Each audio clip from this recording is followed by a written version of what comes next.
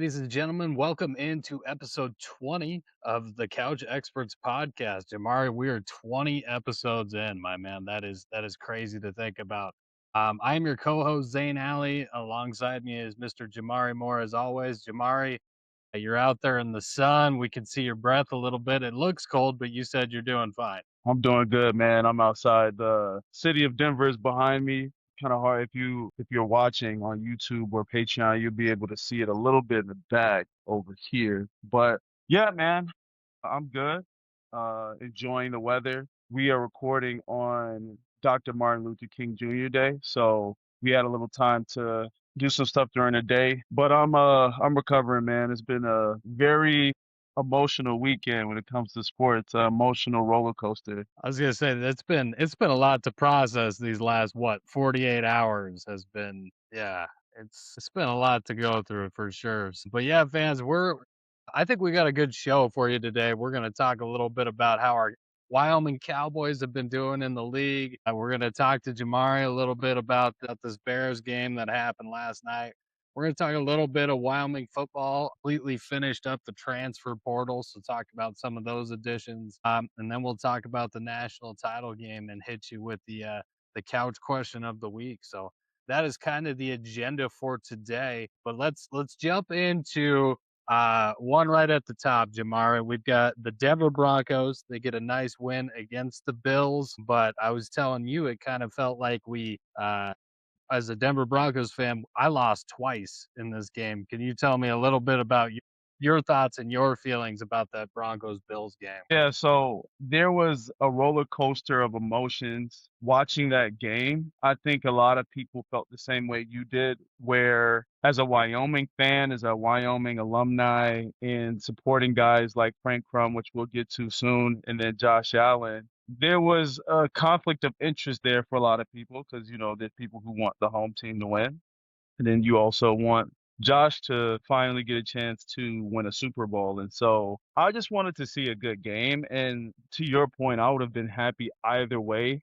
I would have been happy either way it went. And so the game itself was a really good game. It was very competitive, went down to the wire. So the playoffs have yet to disappoint. Really good game, really competitive game. It was a beautiful day in Denver. So weather wasn't really a big factor. But the ending, I mean, there's a bunch in that ending that man that just left a lot of fans puzzled, confused, uneasy. So I enjoyed watching the game, but I left the game feeling really bad for multiple reasons. But there was a lot of good as well. Starting off with Frank Crum. So the Frank Crum touchdown. What was crazy about that, you were a little bit ahead of me. And so Shoot, I'm sorry, man. so when you texted me, I just seen Frank Crum. I didn't read the whole thing. I just seen Frank Crum. I was like, oh, I actually thought he got hurt in real time. So Oh, because I okay. just I just glanced at my phone and I wasn't that far off. So it was in the middle of the game. I was like, wait, did he get hurt? And I'm like, okay, because he's in the game right now. Hmm. And sure enough,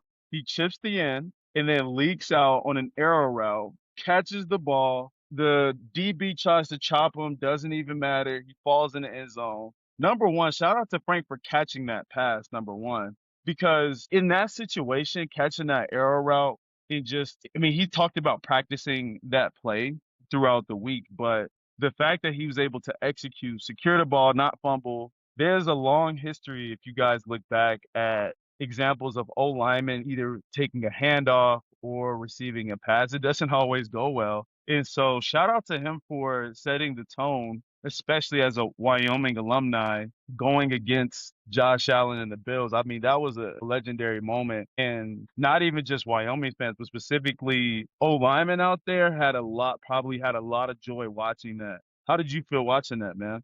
So it made me ecstatic. Fans, we've talked about him before. He's born and raised in Laramie. His dad played for the Broncos at one point.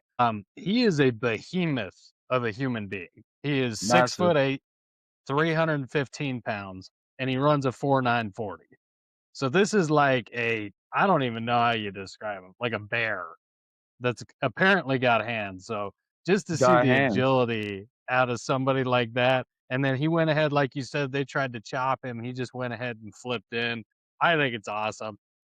It's funny to me. I've messaged Frank a couple of times on like Instagram after games. I'm like, hey man, you did a really good job. he always either hits me with a like or a reply, which I think is awesome because I've actually met him when I was coaching East girls basketball. I met him at the Laramie gym. One day he stopped in there to watch, and I said, "What's up to him?" So I've only met him once, but that's really cool to see for him. He's Yeah, hard to man, miss. congrats to him. I just Quick, remember what's up. yeah, keep going. I just remember on the screen they said Frank Crum is checking in for an extra O lineman. And, they Mhm. were down there in the red zone, so I thought, "Okay, are we setting up like a tush push? Maybe we're setting off just a strong pitch. What are we doing here?" No, like you said, he hit that chip, he hit that route, so that was awesome to see. Yeah, no, it was amazing, man. And Frank is an awesome person. I'm not sure if I talked about it last week or a couple of weeks ago, but there was a student of mine that is a huge Denver Broncos fan. And a year and a half ago, he came up to me and said, "Hey, look who the Broncos had signed." And it was Frank. And he didn't realize I played with Frank. So when I told him I played with him, he was like, wow, that is amazing. And so fast forward to the past month or so, this kid wrote a letter to Frank. He sent them a foam finger and a picture of himself wearing a foam finger. Now, the Nice. context behind that, Josh's jersey retired, man. I got a chance to see Frank and I told him about this kid. And Frank was like, dude, if this kid wants something signed, just send it to the facility. We'll take care of him. And so he did that. It came back, he signed it, but then Alex Singleton also signed the picture. And then there were 4 Nice. player cards in there that also include J.K. Dobbins, Evan Ingram's. Like, it was awesome. So Frank took care of this kid. It just speaks to his character. And so for this kid to get Frank's autograph and then that happens is unreal. So, man, shout out to him. I was really excited about that. And that's something that I'm really have been leaning on is a positive note, a big positive note for this past weekend. Yeah, he's a fantastic human being. I never got to know him on a personal mark, but I do know that Crumb family, right? Wyoming is a small Mhm. state. You get to hear about people from everywhere. I've never heard anything but positive things out of the Right. Crumb family just in general in Laramie. Mhm. Especially like the rodeo world is really small, so I have friends and family that are friends that rodeoed from Laramie, and they always talk about their local people, so I think that's really cool. I do gotta ask you, Jamari, was it a pick? Man, So it's been let me this play. fans, if you don't know what I'm talking about, there Yeah. was a play in the Bills Broncos game where the Bills wide receiver, in my opinion, showed possession and was down by contact. But it was not ruled that way. The defender actually kinda took it out of his hands when they contacted the ground and came up with it, and they ended up ruling it an interception. It's very controversial. You could go either way. It's really a matter of speculation, honestly. I'm not sure there is a right call in this situation. Yeah, so the thing about that call, there was a massive debate, not just online, but in a couple group chats I was in about this play. And what's interesting is that during the Chicago Bears Rams game the following day, there was a catch by Devontae Adams. Very similar situation where he caught the ball, he hit the ground, but then he lost possession as he was hitting the ground, and they ruled it a catch. They ruled it a catch and down by contact. And so I think the difference in those two plays makes it a little bit more confusing for a lot of people. And you're seeing well respected people online who are also split between this. Now, for me personally, I thought it was a catch. I thought it was a catch in the moment, right?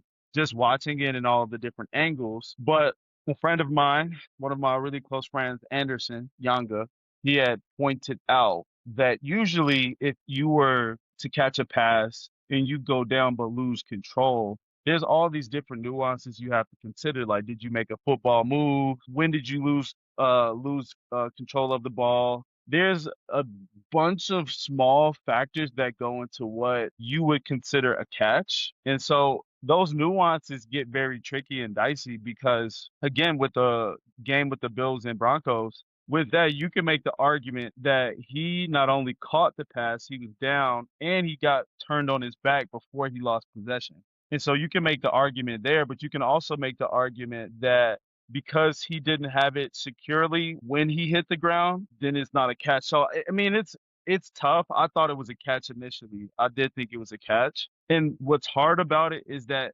it was close. Like, I feel like you could argue it any way. And I think that the kicker that people need to understand is that when there's a call on the field, you need evidence that's definitive that we got the call wrong. And because it was so close, it's much easier for them to rule it an interception than not.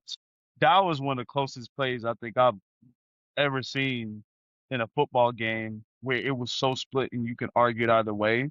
But I think the big difference maker in the result was the original call on the play, which is Yeah, unfortunate. I mean, yeah. that's what happened. What about you No, though? and Did you I think it was a and catch, I right? agree. Where I get frustrated with the pushback, well, he didn't secure possession through contact. Why is the defender, why is the defensive back able to secure an interception without definitively showing possession through contact as well? Like for the defender, all that matters is it didn't touch the ground and it's ruled an interception. But for a wide receiver, they've got to hit all these other dots. I get a little frustrated with that because I'm like, okay, but he didn't make a football move before the catch, so do we rule it no catch? You know what Right. or before the interception, so do we rule it nothing? So that's where I get frustrated, but listen, that's a hard job, man. I wouldn't wanna be an official and having to make that call because either way, somebody's upset. So, Yeah. yeah, People that's are a up in arms right now for sure. yeah. So I was telling Jamari off mic, I went into this game as both a Broncos fan and a Bills fan, feeling like I couldn't lose. And now I feel like I've lost twice. Bo Nix breaks his ankle on the second to Oh, last play of the game. He's out man. for the season. We now head into the AFC Championship game. The New England Patriots come to town, a really well run and coached New England Patriots team. And we've got Jarrett Stidham at quarterback. And listen, Ed Stidham is a great quarterback, don't get me wrong, but he's no Bo Nix. So this automatically becomes an uphill battle. Personally, again, as a Broncos fan and a Bills fan, if that was going to happen, I wish the Bills would have won. I would have way rather have seen a Josh Allen led Bills than a Jarrett Stidham led Broncos. You know what's crazy about the turn of events for that game? When you watch it and you see Bo Nix after that play, once the game is over, high-fiving people, talking to people in his post-game interview, not once did you see him. You didn't see it didn't look like he was in any type of discomfort at all. He looked completely normal. So in my head, just like all the other Broncos fans, I'm like, okay, like this is good. People are excited, people are rejuvenated. And then I see a text message in my phone from, again, the same guy, Anderson. He's like, man, Bo Nix is out for the playoffs with a broken ankle. And I'm like, no, there's no way. There's no way. I'm looking online. I'm like, nothing's come out yet. There's no way. And sure enough, that play was the one. And so that is a dagger to the heart, if you ask me, because you win the game and you're in the middle of celebrating. That's the crazy part. Yeah. You're in the middle of celebrating. You don't even get 20, 30 minutes before you get that news. And so I feel for all of my Denver Broncos fans out there. I mean, that is again, like you said, I'm upset for Josh, right? Because I was talking to Sally about it when we were watching the game, but she was like, "Man, like what's going on? Like what needs to change?" And I really feel like he hasn't always had the most help. Like without him, they don't make it there, right? And if Mhm. he has somebody other than James Cook to, being able to be a definitive playmaker, somebody is more consistent, reliable. There were some key drops in the game that could have been a difference maker for Josh in the Bills. And so you hate to see that for him. And then you're happy about what happens with Frank and you're happy about what's going on with the Broncos because it's the local team. Mhm. And then you get the Bo Nix news. And so, man, I mean, roller coaster of emotions, like I said, Mhm. it's it's tough to even fathom because now when you think about it, it's a really good chance for the Patriots to make it to the Super Bowl again. And I like Drake May. I do like him a lot. I think he's an excellent player. Completion percentage, all of that is like amazing. It just would have been really nice. And again, it's not over yet, but it'd been really nice to see Bo Nix do it. So, Yeah. especially the local team. So, I mean, it's a massive blow, dude. Like that was, and then just to piggyback off of that, right? That overtime call that cost Josh, like they were in a chance to win that game. Now Josh is 0-7 in overtime. Mhm. which is insane because when you look at his statistics during the playoffs, they're extremely well. Now, I will Mm. say, yeah, they had some turnovers that really hurt them, but they still had a chance to win in that instance. And so, I mean, I don't know, man. It's been. I'm still coping. I'm still trying to cope with the football this weekend. Yeah, so fans, if you don't know, it came out early this morning, which right now it's noon Eastern time, so it's about 10 a.m. for Jamari. Early this morning, it came out Sean McDermott got fired. I have my own thoughts on it, and I wanted to get your thoughts on it, Jamari. I think they fired the wrong guy, and it's exactly for the reason that you said. I think they should have fired Brandon Beane. Mhm. Sean McDermott to me he's a cornerstone of that team. He's made the playoffs consistently. There's never any drama with that team. I feel like he gets the most out of the team he's given. Now, with that being said, he doesn't get given a lot. The one thing I like about Brandon Beane as a general manager, he brings in these blue collar guys. They don't have a lot of drama. They're really good, in my opinion, role player type of guy, right? Mhm. But he doesn't bring in a lot of guys that I would consider game changers. And I think that's what we're seeing with Josh and why he's 0-7 in overtime. Outside of himself, nobody's going to bail him out.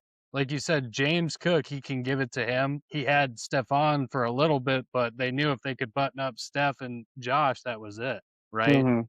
The defense, they have good playmakers, but they don't have any game wreckers. So they're asking Josh to just play hero ball every single week. If you even think about Patrick Mahomes' defense won him that last Super Bowl he was in. Patrick Mhm. Mahomes did not play good in that game at all.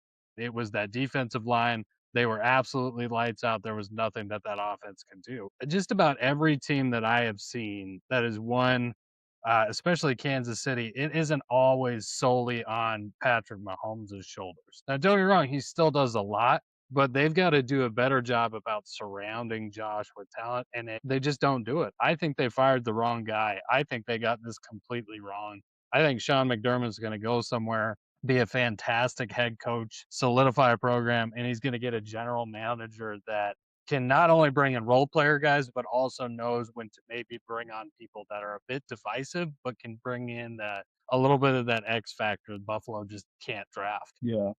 I mean, I agree. There's legendary Dark Knight Rises reference with Bane in the beginning of the movie where they're hijacking the plane and Bane stops one of the henchmen and says, "Hey, one of us got somebody has to get left in the wreckage, brother." Yep. Leaves him on the plane, right? I think Yep.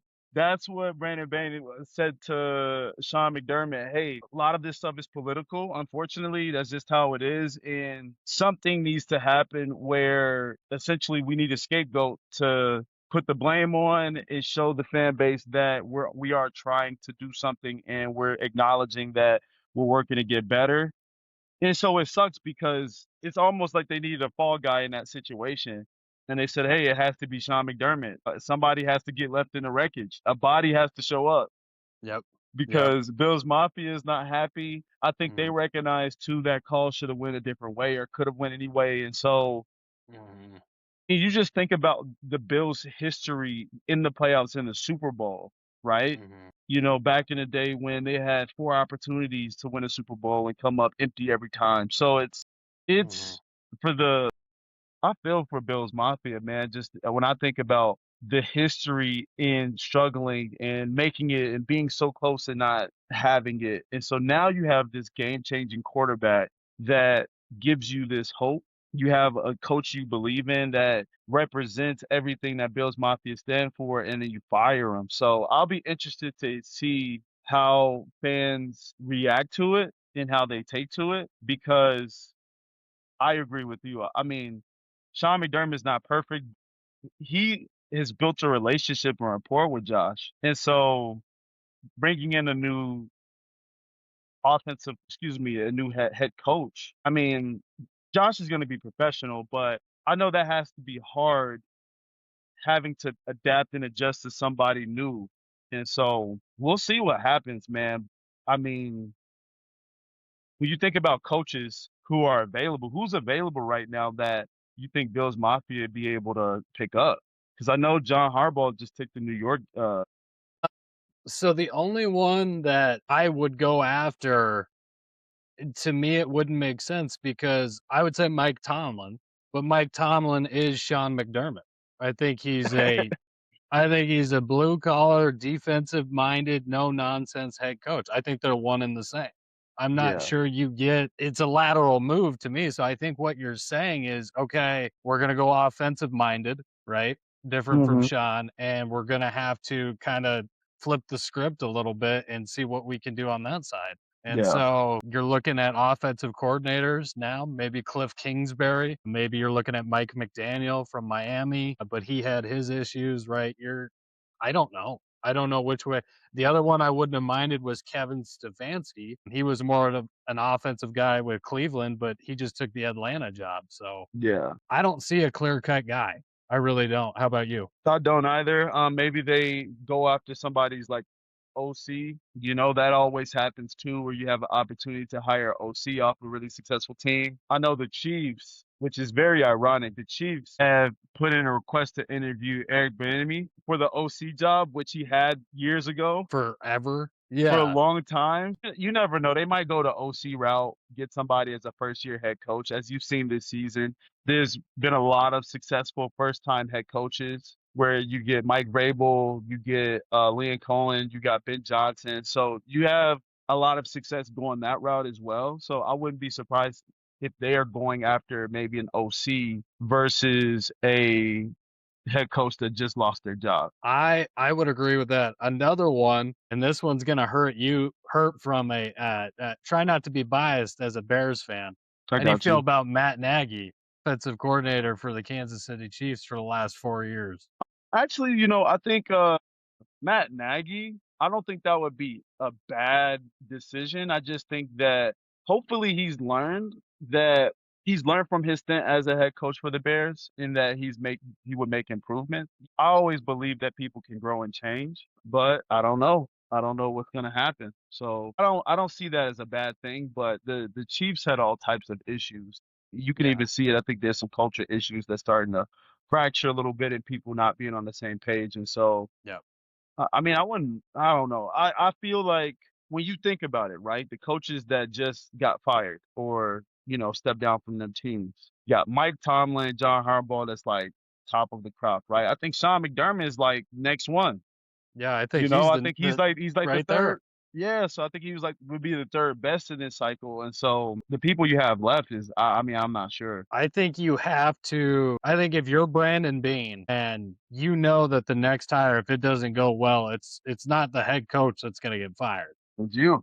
It's him, and so I think if you're Brandon Bean, you're looking to make a drastic change. I would look to see probably a young OC would be Yes. my guess. I don't know if that's, you could look into they might even go as far as to look into the Rams offensive coordinator. I feel like Sean McVay's tree gets poached all the time, but they might look at the Rams, Mhm. Seattle, Chicago. They might look all Mm. over, man. So Yeah. it'll anybody that's still in it, it's a definite possibility. But you got anything else with that Bills Broncos game, man? I know it's home for sure. Nah, man, it's pretty insane right now, but that's all I got with that. Okay. Well, let's jump into this heartbreaker of a game for you, man. Uh, ladies and gentlemen, unfortunately, the Bears fall to the Rams 20-17 in overtime. Jamari, walk us through it. What went well? What didn't go well? And where do the Bears go from here? Man, so I think the first thing that you think about leading up to the game, I felt like I was worried about the pass rush because we had essentially lost our left tackle, our rookie left tackle, Ozzie Trapillo, which he was doing pretty well for us. He had a pretty serious knee injury, so we'll see what that looks like. And we moved Joe Tooney, a guard, legendary guard that's won Legend. championships with Tom Brady and Patrick Mahomes, drafted in 2016 and Dayton native, by the way. He Nice. uh Okay. he got moved over to left tackle, and we had to fill in somebody else for guard. I forget this guy's name, unfortunately, just because when we're looking at depth chart and it was always about left tackle was Braxton Jones, it was Ozzie Pacello, Theo Benedict, and so what they decided to do was interesting, but it was working. I think the hard part is that Jordan McFadden. it Jordan McFadden is his name, yeah, Jordan McFadden. The hard part was that just knowing you had a chance to win the game makes it a lot harder versus, all right, we're in a situation where we've met our match and there's nothing we could do. Because to be honest, if I think about Seattle, Seattle's a tough out, and so I thought that's when we'll get to a point where we're really tested. We could have won the game, and I don't know how much you've seen of the game, but did you see the like 4th and 4 play by Caleb Williams at the end of the game to go to overtime? I did not. Walk me through it. Listen, I you need to okay, listen, Zane, you need to watch this play. This was probably, and I'm not exaggerating, the best throw I've ever seen. He's done that multiple times this season, but this one was like something you'll see in a video game. It was unbelievable. And so for us to have such an unbelievable play at the end of the game where it matters most and then come up short at the end in overtime is just disheartening because our defense for a long time, the second half of the season, was not very productive. I mean, we got interceptions, we got fumbles and turnovers, but we gave up so much yards in the run defense. We gave so much yards in the pass defense, and we've had this bend don't break mentality. And then you have the number one offense come into your house, and we're actually stopping them. 3 and outs, multiple 3 and outs, and the offense just couldn't get together. We had a bunch of drops from receivers running routes wrong, so now it's leading into an interception. And so at the end of the game, it ended with an interception by Caleb Williams, which he threw 3 interceptions, which again, we can't win any games with turnovers like that. But in this specific play, as a player, most players should know this offensively, where if you have a high safety and you're running some type of corner or post or whatever it is, you have to flatten it, meaning you have to, instead of taking a high angle, you have to take a flat angle and cross that safety space. When you watch the play, Caleb is anticipating DJ Moore to flatten his route and go across that safety space to catch the ball. Would have been a massive gain. Instead, DJ Moore is not running his route full speed and he stops at the top end of his route. So there's some miscommunication there because it's hard for me to believe that DJ Moore, as tough as he is, stopped running his route just because in that situation. Because the rule is you always should expect the ball is coming to you. Mhm. You should all because the first read could be taken away and you would be that extra route. And we've seen that in the Browns game, if you go back to when Caleb's rolling to the right in the red zone, he's throwing a pass and he catches in the back of the end zone. DJ Moore was like the last read. So when you go back and watch it, he clearly thought the ball was going to go somewhere else, that there was a different read. And Caleb saw that this was the perfect play call for what they were running. And if DJ Moore would have flattened the ball or flattened his route, even if he didn't catch it, we still got another chance. And so for it to end like that, I mean, is really tough. And obviously, our defense did the best that they can, but this is the number one offense. I mean, Puka didn't have a crazy game. He did what he could. Devontae Adams didn't have a crazy game. Anything, Kyron Williams was like probably the MVP of that game to me because he really ran really hard. So, ah, dude, that play to send it to overtime. I wish you saw it in real time, man. I just watched it. I just watched it. That was dude, that was Dude, in real time, he's done that so many times this season. I mean, people are going to talk about that play for a very long time. So it's just unfortunate. And you could tell even in the media coverage, you got to give credit to the Rams, talk about the Rams. They're getting ready to play the Seattle Seahawks. That's going to be a really good game. It's been a good game the past two times. But it's like, people wanted to talk about Caleb Williams and just that play. And so I think that's really just discouraging on how it ended in a heartbreaker like that. But it was a good season overall. I just for my football weekend to end like that, on top of everything else we just talked about, I was gonna say I'm just empty. we've had we've had an emotional week of football, man. We've had an absolutely emotional week of football. Yeah, I mean that was a video game play. And same thing with Bears Broncos, Bills Broncos, man. For the Bills to lose in overtime, I mean, what phenomenal games, and then it's just heartbreak on top of that. Yeah. Yeah, the Bears from here, I just don't want them to plateau, right? You look at I was gonna say the, Redskins, the Commanders, good lord, they haven't been Redskins in a very long time. The Commanders, they had an amazing year last year, and then this year they kinda plateaued out. I don't wanna see that from the Bears. I hope they don't say, "Oh, we're good enough, we'll just run it back." I hope they're aggressive at adding people in and don't, plateau kinda like we saw last year. And I don't think they will because I think this was a phenomenal year, and I'm excited to see where they go. Yeah, I think the good thing with the Bears specifically is that their offense are really young. Like a lot of their rookies stepped up. Colston Loveland, He's Kyle huge, Monangai, yeah. Ozzie Trapillo, Luther Burden. Like our rookies really stepped up this year.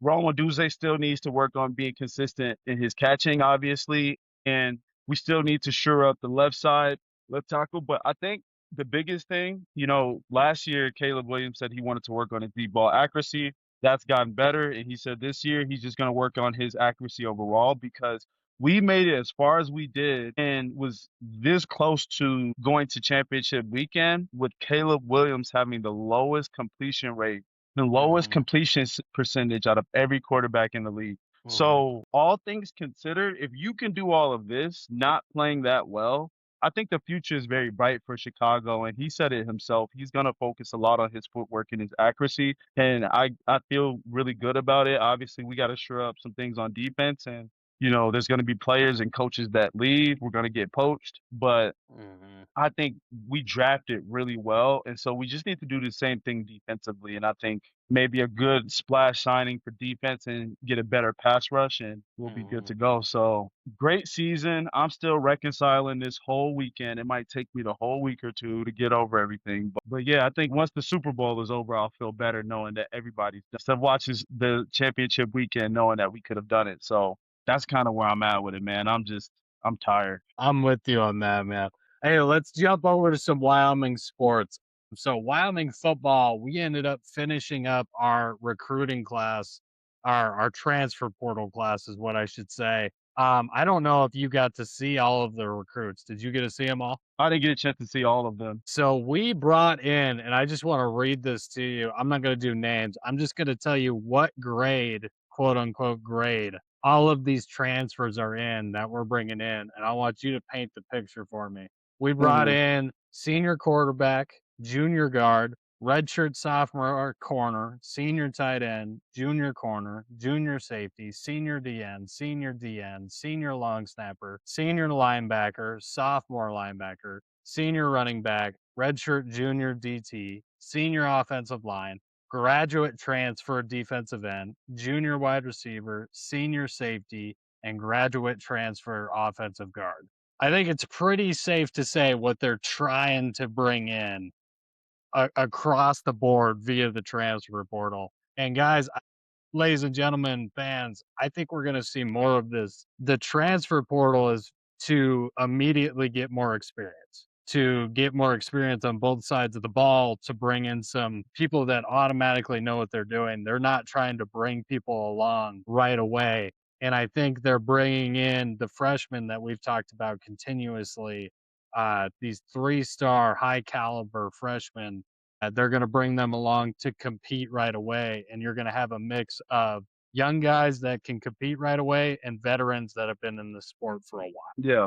I think that based on what you just read, it says a couple of things to me. Number one, they want to be able to develop guys without sacrificing the competitiveness in real time. So obviously you have your regular signings, and then when it comes to, well, excuse me, signings as in people coming from high school to college. Then you have the transfer portal where you still want to be able to shore up a lot of things and have a lot of experienced players and develop players because you want to win right away. And so that's number one, what I see is that they want to be able to win now. Two, I think they want to be able to still develop those younger guys, but put them around people that they feel like will be able to learn from them. Because then, you get a bunch of seniors and juniors. One, those seniors are out. Two, who's to say those juniors have a great dominant season and then they don't leave that following year? So you're really looking at it as like a lot of the transfer portal guys are like a 1 to 2 year situation max. and then hopefully those younger players are able to develop and fill some of those gaps right away. It's just interesting to see how the changes in the development of college football right now, man, because when I was a player, like it was nothing like this. It was No. nothing like this at all. And so I don't know. They definitely are focusing also when you think about schematics, they're focusing a lot on the interior, which is really important. That's like the foundation of your house, right? That's they want to put down the studs. They want to be able to make sure they have a strong infrastructure. And I'm never going to complain with investing in the trenches. Games are won and lost in the trenches, you know. And so I think that that's going to be something that will pay dividends. And now it's just really seeing if we can get execution from offense, specifically quarterback. Yeah, one thing I wanted to bring to you, this statistic just came out, Jamari. For like the first 4 years of the portal being like this, about 68% of guys found a home. I, Not bad. when they transferred out. This year, it's down to 56%. Damn. Um, yeah, so we're talking only about half the guys, and even when you look at the guys that transferred out of Wyoming, had, I mean, is this like 15 guys that have transferred out of Wyoming? One, 2, 3, 4, 5, 6, 7, 8, 9. 9 of our 15 or so guys have found a home. So it's a weird time, man. I think we're gonna start seeing, I don't know, do you think more loyalty is on the horizon for college football, or do you think that's just kinda gone? I think it's going to depend on a couple of things, right? As you see the evolution of specific contracts where it's a 2 year or 3 year deal, whatever it is, or now you start having these like really lucrative 4 year commitment deals. Like I think as that evolves, I'm interested to see how that's going to impact a lot of this stuff because if you start getting things like that, I think that might reframe strategies on how to get the best situation, you know? And so I'm interested to see how that goes first because I think you can make the argument that because that's a thing that's going to actually decrease how many people find a home because there's going to be less vacancies. So Yeah. if they're finding strategic ways to keep people and not rotate people, there's going to be less of a need. Mm. There's going to be less of a demand for players to fill these gaps. And so I think it's going to take some time. The part that I'm really interested in, and I'm going to have to talk to some people about it and do my own digging and research is do do coaches find it common where players have an agent or are they just doing it with their families? Are they doing it themselves? I'm very interested in what that process looks like Mhm. because if it becomes common practice in the next couple of years that players are suggested to get an agent, then you would think the agent is going to let them know what's happening with the market, different trends, and then advise them. But obviously, Mhm. there's also a lot of predatory situations that can come from people having agents as well. So, man, it's just, I can't wrap my head around it.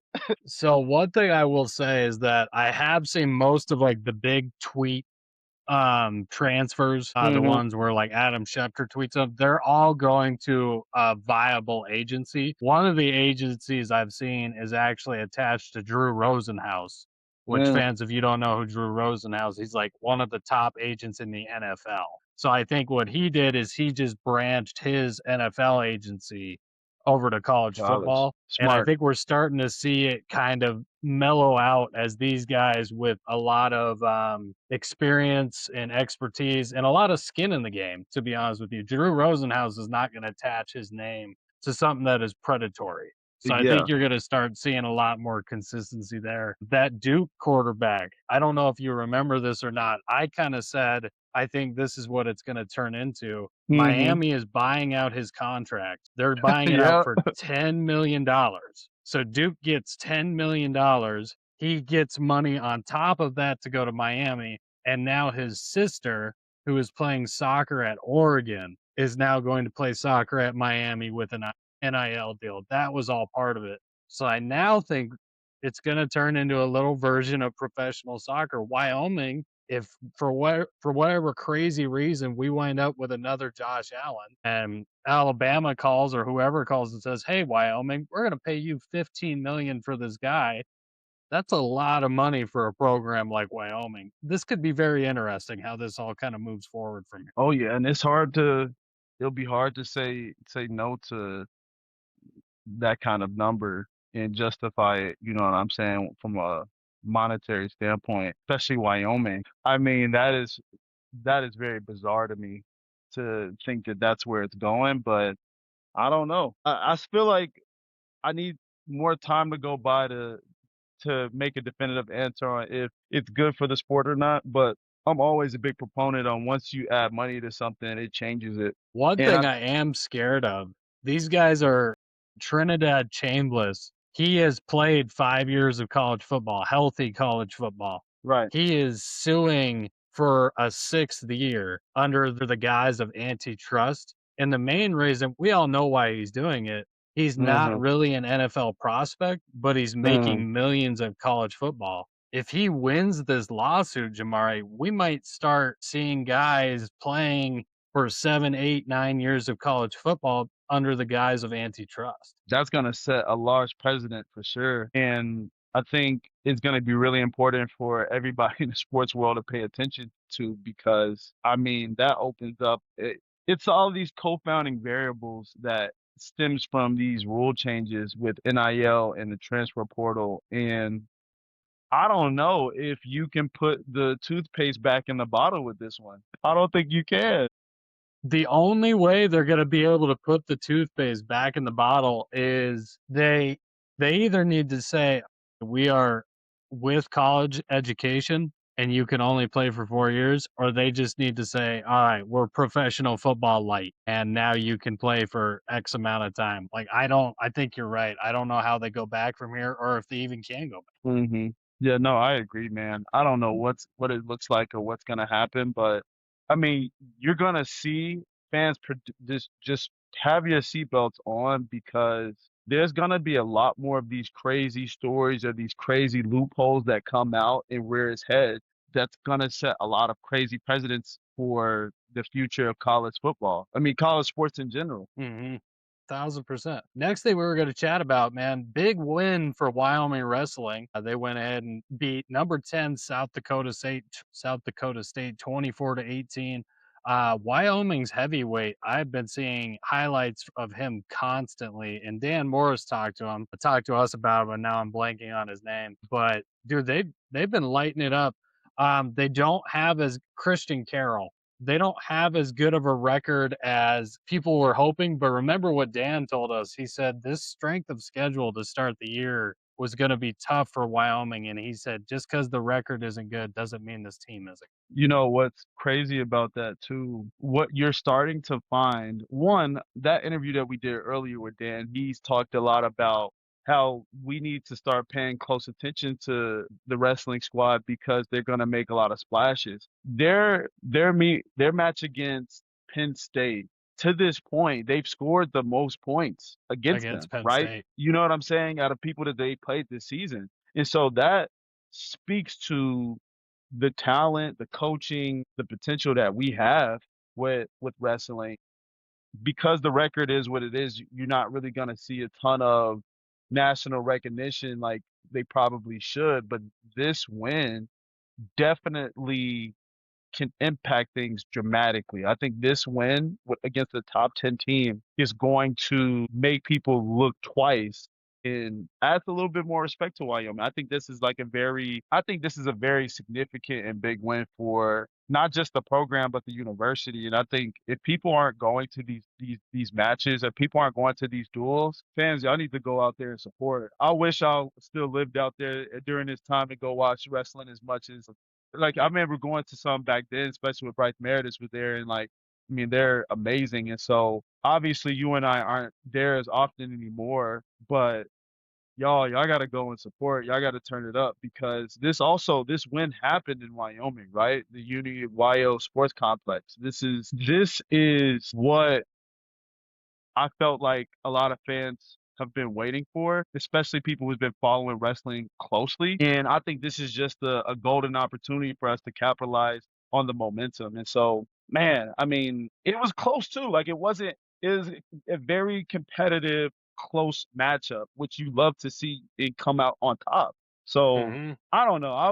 I'm very happy with that outcome, and I'm eager to see more. I'm eager to see them continue to make noise on a national level because I think that they have earned the right to at least be acknowledged in that realm. I think now I don't think it'll be an option. You gotta put them in the top 25 after that win, at least at 25, Got to. because when you look at the teams that they have lost to, Penn State, who is obviously ranked very highly. They lost to Virginia Tech, who I believe again is ranked very highly, and Ohio State. Mm, mhm, So it's, at least in my opinion, they're gonna have a hard time not ranking this Wyoming team in the top 25, or at least near there. mhm. Let's see. Wyoming men's basketball. Man, we dropped a close one the other night. Did you get to watch it at all? I didn't get a chance to see that one. Who did we play? I watched it immediately after the Bills game. We played Fresno State. It was Fresno's got a really nice arena, but man, they had like nobody in there. Kind Yeah. of sounds like the AA right now, but yeah, they played 63 to 60, dropped a close one there. I think we fell to 3-5 in the Mountain West. Um, Man, I don't know what to do with this basketball team because 'cause they're good. They're just not doing well in conference right now. Right? We fall to 11-7 overall, which we were 11-4 at one point, so we've dropped 3 in a row.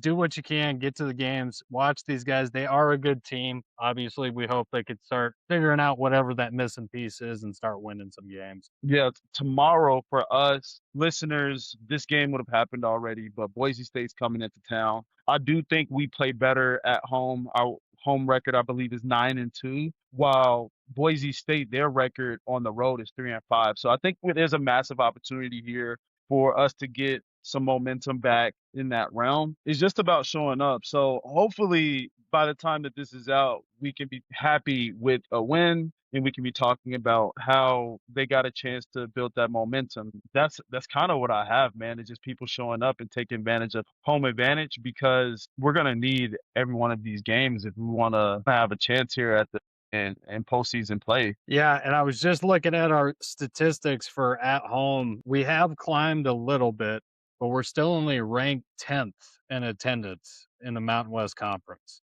They Right got to now, we're change. averaging 3,438 fans per game. So fans, that's definitely something we can work on for sure. And I know I just talked smack on Fresno for them being for not having good attendance. They're right above us at ninth with 3,680. So And that's definitely crazy something. to me. That's crazy to me because when I was still a student, it didn't even matter who they were playing. I just would go to the Mm-mm. games. It wouldn't even matter who they Dude, were playing. Just go. my wife and I, this was before I was working for them. Our freshman year, we would take our laptops to those comfy yellow seats and Mhm. just do homework. Like if it was a random late night weekday game, we'd just go anyway. You know what I mean? Eat a little dinner, take your laptop. At least you cheer and you're there. Yeah, you're working on something, but you're there. Right. Mhm. So, yeah. Let's see. Wyoming tennis, they finished strong at the Hurricane Invite. So shout out to Wyoming tennis. Jamari, tonight's the big one for the college football national title game. Is it Mhm. Miami or is it Indiana and Miami doesn't have a chance? Mendoza, man, I'm riding that. I'm riding that bandwagon all the way, man. Just watching him and his development and just what he's been able to do in Indiana, his composure, his poise, Indiana's defense. Yeah, I'm going Indiana, man. I can't tell you how much of the spread, but I can give you a prediction score. But I'm picking Indiana in this one. I think that they're going to solidify it. I think fan presence will be 50-50. Now, it is, if I'm not mistaken, it is going to be kind of like a home game for Miami. Oh, it is a home So game. It's in Hard Rock Stadium in so Miami. so Yeah. despite that, I feel like people are going to travel for Indiana. So I think the presence is going to be 50-50. I do think Miami has that, that advantage. But nonetheless, I think that this Indiana team is well coached. I think that they've done a phenomenal job this year. A lot of people weren't expecting it, but they have shown multiple times I mean, I still go back to their bout against Oregon and just how they showed up in that matchup. To be I am. dominant, I'm like that's a dominant fashion. Yeah. Yeah, I'm with you on that. I've got Indiana winning. I picked against them once. I can't do it again because they went ahead and BTA Oregon. So that was yeah, that wasn't good. So Mm-hmm. let's see here. Vegas really likes Indiana. They're 8-point favorites right now over Miami, and that's even at home. So that's pretty crazy. Jamari, who you got? Patriots or Broncos? Damn, man. If Bo Nix was still playing, I would probably go Broncos with home field advantage, their defense being amazing. Now, this isn't me saying Broncos have a chance, but man, those Patriots and how they handled the Texans in that defense. I mean, because you got to think about it. It's basically like the Patriots are playing the same game, only better weather conditions because Houston defense was playing out of their minds, but the offense couldn't get anything going. CJ Stroud just had a Mhm, bad game. So mhm. this game, again, anticipate really good defense from the Broncos, but offensively, I mean, I don't know. We need another Frank Crump touchdown, man. We need Need a another Frank Frank Group Crump tutty. touchdown. But I'm I going Patriots. I'm going Patriots. Go bad. I'm gonna go Broncos. Sean Payton's gonna get in his bag, and Jarrett Stidham is gonna channel his inner Nick Foles, and we're gonna go ahead and rattle off 2 wins to a Super Bowl. The likelihood of that, I'm not gonna give you a percentage. It's not good, but that's what I'm rooting for. So we'll hope for that. Did you see the tweet from Nick Foles to the Yeah, To he did. Broncos He was Nation? talking. Fans, if you don't know, Nick Foles was saying, Broncos fans, the Patriots don't handle backup quarterbacks well. You're going to be fine. And I was like, okay, talk your shit, Nick I thought Foles. that Talk was your shit. hilarious. I thought that was hilarious. Yeah. So that's gonna be. I still look forward to seeing that game. Man, I'm hurt that Bo Nix is out. I'm hurt. And this is, when we drafted him as a fan, I wasn't in love with the pick, and so he's proven a lot of us wrong because I was kind of like, look, he's been at Oregon for 27 years. Like, there's a reason he hasn't been in the league already. He's proven a lot of us wrong. I'm really hyped for Yeah. Bo next year. I'm devastated that he didn't get the chance to finish it Hmm. out. Rams Seahawks, Jamari. Seahawks, man. I'm going Seahawks. I think it's gonna be a close matchup. Weather will be better, so I think the Rams will play better. Uh, because in Chicago, I think while they played tough, there was some drops and just missed throws. I mean, the weather was really bad in Chicago, and I think that affected both teams. So it's not even just specific to the Rams. I just think that with Seattle, I don't know what the weather forecast is, but I would bet money that it's not going to be remotely close to what we saw in Chicago. And so while I think it's going to be a close one, the Rams defense, I mean, the Niners, look, despite all the injuries they have good depth and they have great coaching, and that defense has completely shut them down. And there's a reason why people say defense win championships. It's because of this time of the season. And so, yeah, I gotta go Seahawks, man. Yeah. Yeah, I'm Seahawks and I'm Pats with you on rematch. Seahawks. I'm with you on Seahawks. I think it'll be the most likely option is it'll be the Seahawks against New England. I think both of those teams are phenomenal. They're relatively healthy. They've got everything going right for them. Hmm. Let's do our couch question of the week, buddy, and then we'll get out of here. If you could erase one loss from your team's history, which game are you picking and why? This is an easy question for me. I don't know about you, but if I'm thinking Bears, it has to be the double doink. The double doink in 2018 against the Eagles. With Matt Nagy. Yeah. That has to be, man, against I'm pretty sure against Nick Foles. So yeah, I would because they end up winning it all that year.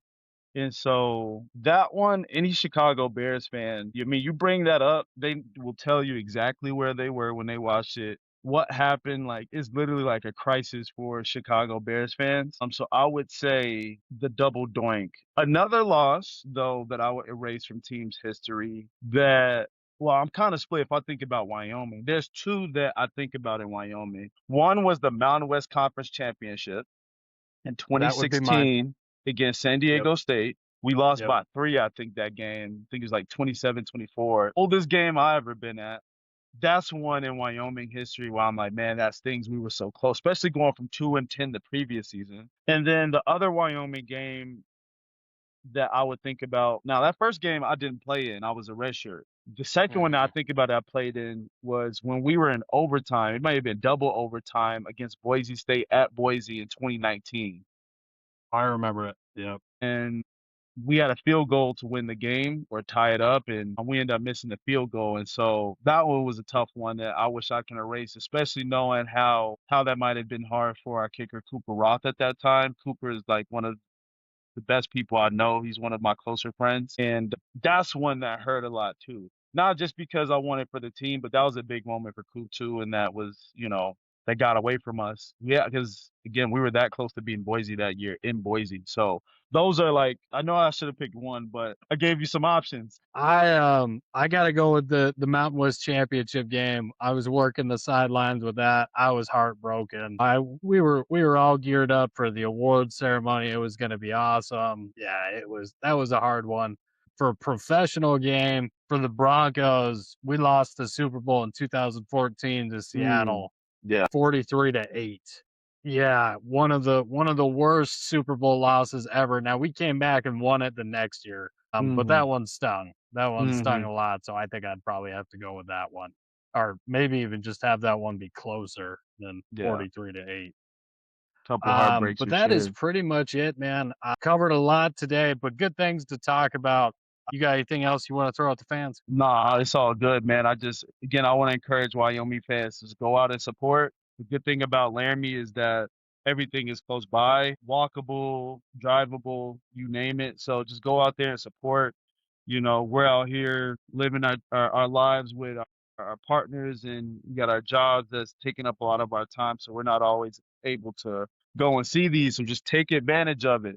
Take advantage of being in close proximity, and just supporting those athletes because that does mean a lot to them, and they do feed off that energy, and it helps significantly. So Yeah. Oh, yeah. that's kind of what I got, man. Yeah. Oh, I'm the same. We appreciate you guys so much. Thanks for hanging out for now 20 episodes. This is phenomenal. We love you guys so much. And as always, thanks for hanging out with us on the couch. Powder River. Let it We'll see you guys.